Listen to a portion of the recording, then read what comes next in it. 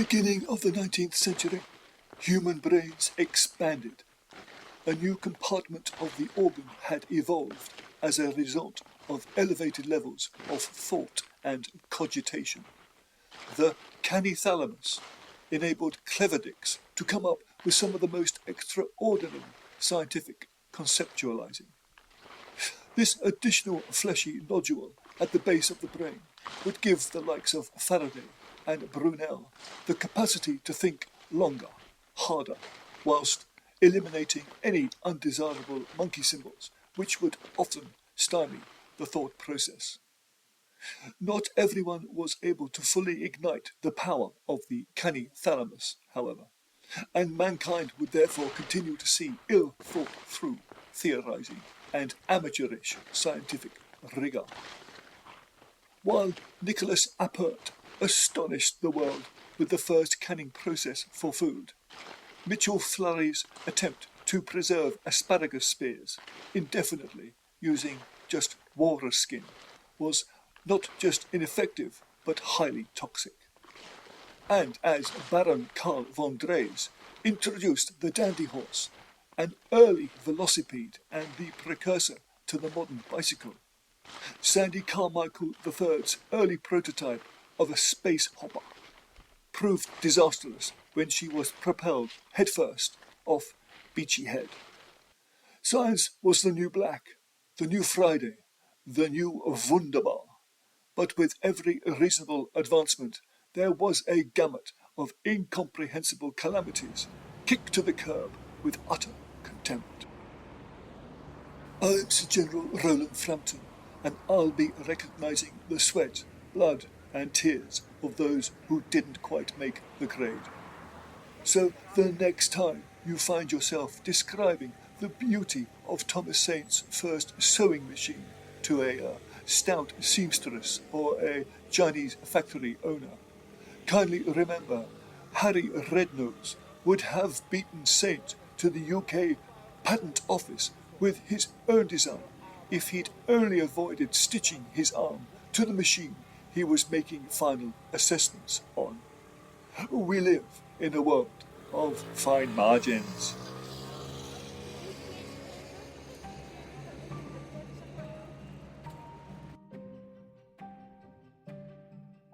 A Brief History of Failure, presented by Sir General Roland Frampton.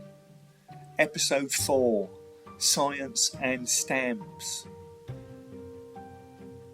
So let us away to the first half of the 19th century, when the boffin brigades ruled supreme, their inventions creating hysteria in the streets and outhouses, while pretenders to these crowns of innovation crumbled into obscurity.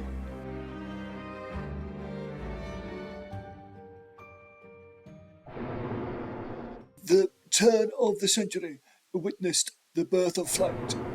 Soon after the Montgolfier brothers' balloon carried its first passengers, namely a sheep, a duck and a rooster, a spate of aeronautical fuckwits sought to emulate this magnificent achievement. On March the 11th, 1801, the Times of London reported on the Duchess of Cornwall's notorious flight of the chaise longue, which lasted little over a minute, with only flimsy silk ribbon strapping her to the seat of this highly ridiculed piece of furniture. The Duchess launched herself off Mont Blanc in the French Alps with much predicted consequences. This brave but foolhardy slip into oblivion prompted a spate of attempts at flight using capes. With me is Boeing's chief engineer, Hadley Wrench, who has a PhD in aeronautics and witchcraft. Hadley, what examples of early cape flight have you come across on your travels? Thanks for having me, Sir Roland. Competitions for the first caped flight were held all over Europe and America. I understand a prize was offered up for the first manned cape flight. Tell me, what was the criteria if one was to win? To claim the prize of $10,000, offered up by railway magnate Benjamin Hotpants, which in today's money is roughly $10,000, the Caped Flyer had to cover a vertical distance of 9 miles. Eminently doable, I would imagine. You'd think so, but the challenge proved insurmountable for most. Gladys Wandergash, who spent 2 years knitting her cape, lost her life in roughly the same number of seconds when she pitched off the slopes of Glencoe in Scotland. And Brad Gulp, a steelworker from Pennsylvania, plummeted violently to the earth shortly after stepping off his front stoop. You can still see the bloodstains on the sidewalk today. What had he constructed his cape from? Steel. As Beethoven plays to full houses at his first residency at the Berg Theatre in Vienna, Henry Cavendish dots the I's and crosses the T's on Newton's gravitational constant and is finally able to provide an accurate measurement for the weight of the Earth. Cavendish's number of 6 billion gigatons was, however, refuted by the Royal Society for the Observance of Obscene Dining, which revealed several of its members had already arrived at significantly different values. William Paul Jr. was an honorary member of the RSOOD and could consume a pigeon sandwich in 11 seconds. Paul offered up a value of £3 4 ounces for the planet's mass after amputating and weighing the big toe on his right foot and multiplying that by the first figure that came into his head. Sir Roland Baum, RSOOD treasurer and holder of the Society's record for ingesting pickled squirrels, cited a value of 8 trillion tons after reportedly weighing several mountains near his home in Aldershot. Finally, Lord McEmery of Prestwick, who would often be seen gorging himself on French toast with no visible safety harness, maintained the earth was, quote, very heavy indeed. After much reflection, however, McEmery amended and resubmitted his estimate as exceptionally heavy. When asked what he thought of these rebuttals, Cavendish was reported to have said, "Are these tossers on low-grade cannabis, or what?" I'm at the Science Museum in South Kensington, London, where my mother would bring me in the summer holidays because she didn't have an iPad that would keep me amused while she went off drinking and whoring. I'm talking computers with museum curator Dr. Wilf Spangle. Wilf, we have some fine contraptions in front of us here. I understand these were all presented to the father of the computer, Charles Babbage, but he quickly savaged their creators, dismissing them as bollocks. Well, that's your average tech autocrat for you. What's the first machine here? Let me see if I can get it started.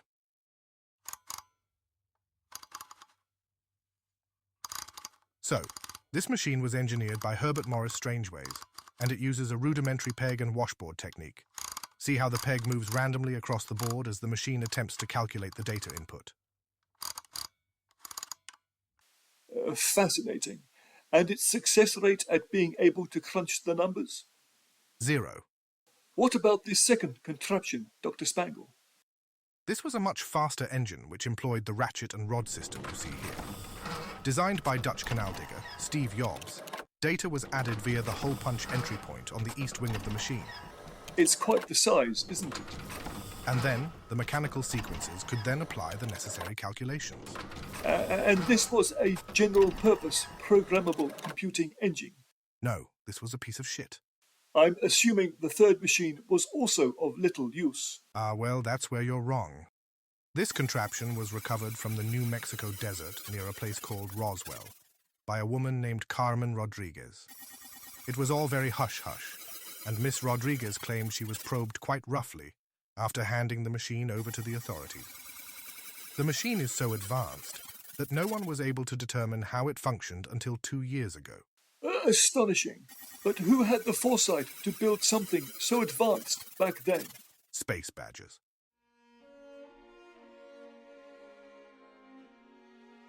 One giant of history who couldn't bear everyone banging on about how sciencey they were or what new invention they had up their sleeve was sailing rock star Lord Horatio Nelson. Fortunately, Nelson had the Napoleonic Wars to keep him busy, until, of course, that fateful day in 1805 when, at the Cape of Trafalgar, a Spanish sniper took aim and took the Englishman out of commission.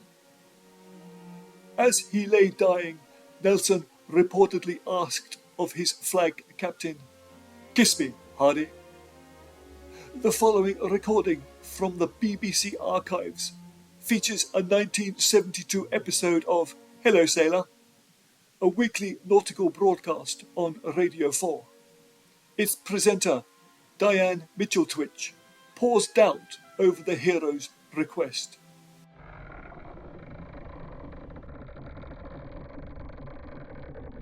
And so to what Nelson uttered as he lay mortally wounded in the bowels of HMS Victory, the Battle of Trafalgar already won.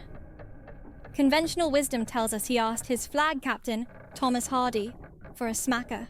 Many upstanding heterosexual sailors at the time, and some downstanding ones, refuted the notion that these two roughhouse warriors had a quick snog before the Viscount died, maintaining any of several other utterances could have passed between them. A popular alternative of what Nelson actually said to Hardy appears to be of a culinary nature. As Nelson invited Hardy to lean in closer, he said, "Don't forget to take the mince out of the fridge for supper, darling."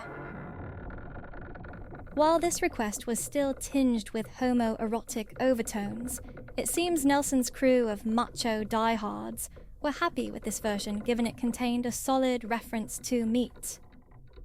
The long-held belief in this spurious substitute is in spite of Emma Hamilton's deathbed confession some 8 years after her lover's death, when she confirmed Horatio was oft to tickle a young man's tonsils. It's 1832, and the sound of a new electric telegraphic code has entered the ether. Samuel Morse's development of a sequence of short and long signals to represent text characters, his dots and dashes, has provided a fatal blow to others in this field of discovery. Sylvia Colitis from upstate New York was one such pioneer whose dreams were dashed by Morse's breakthrough. See what I did there. Colitis had invested thousands of her husband's savings into R&D around a tongue-based method of telegraphy. For example, translates as, "Sadly, it's soup once more for dinner." Translates as, "The 8:15 from Bristol has been delayed." And translates as, "Think it's time we should probably call for the midwife." Colitis never realized a fully functioning system, as she was susceptible to extensive and painful bouts of oral fungus. But of course, there was one other form of communication taking Western Europe by storm: the postal service. In the year penny postage was instituted, the Postmaster General's office was flooded with designs for the first stamp. Montague Hawkmouth is a rare stamp dealer based here in this shop on Charing Cross Road in London, which has been in his family for generations. The stamps I deal in are rare. I'm not. There's loads of people like me. What, you've been cloned? Anyway, can you elucidate on the designs received for the first penny stamp? Looking back now, it seems crazy that anyone would have wasted their time submitting designs when the Royal Mail was only ever going to put an image of Queen Elizabeth on the stamp. You mean Victoria? Fuck me, another Monday morning quarterback. Do you want to hear about these designs or not? I mean, people sent their family portraits in, sketches of favourite pets. One bloke from Newcastle suggested the stamp should feature a topological map of the sewage system underneath his house. Oh, you mean like the map of the London Underground? Huh, how creative. No, it was fucking insane. The deluge of suggestions was such that the Royal Mail was unable to process a letter, its day-to-day job, for over 7 months. Weren't there also proposals for the adhesive on the rear of the stamp? Christ, yeah! Pig saliva, the orangey bit in a Jaffa cake. The list was endless. Daffodil gum was the obvious choice in the end. I thought it was the acacia plant. Oh, I see. Right. I'll get my coat. By 1840, Charles Goodyear was vulcanizing his Wellingtons, and the race was on for the first chemical fertiliser. John Bennett Laws had stolen the march by setting up a research centre in the Hertfordshire town of Harpenden. Caroline Brownacres is currently a research scientist at the experimental station and has kindly joined us today to enlighten us on the other horses in the race. Hello, Sir Roland. I should probably have said other donkeys in the race, as their preparations weren't up to much, right, Miss Brownacres? They did leave a little to be desired, in all honesty. While John Laws focused on a superphosphate by reacting bones with sulfuric acid, less rigorous scientific minds were working on concoctions that were out of left field, to say the least. I see you have some jars with you containing said concoctions. This first mixture, from the Dean of the Abbey School in St. Albans, was a blend of different eggs. Jesus, that stinks. He used poached eggs, scrambled eggs, fried eggs, and a mushroom omelette. He tested it on everything from corn to broad beans, but only succeeded in obtaining a cease and desist order from the parish council for the incredible stench he'd created. The second mixture... Sorry, that's making me dry heave. This concoction of bat's piss, vole spunk, and English mustard wiped out a whole crop of broccoli when Hattie Anthrax sprayed it on a field in Lincoln using a bicycle pump. You're not seriously going to take off that third lid, are you? And finally, this third blend of rotting dog snouts was seized by West Midlands police before Norris carpet hands could spread it anywhere. The sample I have here remains the world's most toxic material. Are you all right, Sir Roland? Within a decade, Humphrey Davy would give us the Davy lamp. James Francis would invent the Francis turbine. Dave Concrete would come up with reinforced concrete. And William Hydraulic Accumulator would invent the safety pin. But the 19th century was not all about scientific progress. Social change was also on the agenda. Reformation in the 1800s impacted society on various levels and would lift the hearts and souls of men and women across the globe, unless, that is, if some buffoon got it arse-way backwards.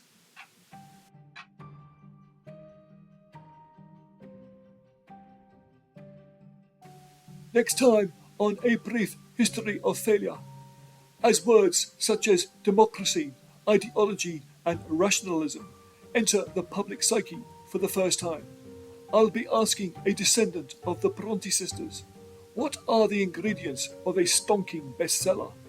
When Wuthering Heights first went on sale at W.H. Smythe and Daughters, you couldn't give it away as toilet roll.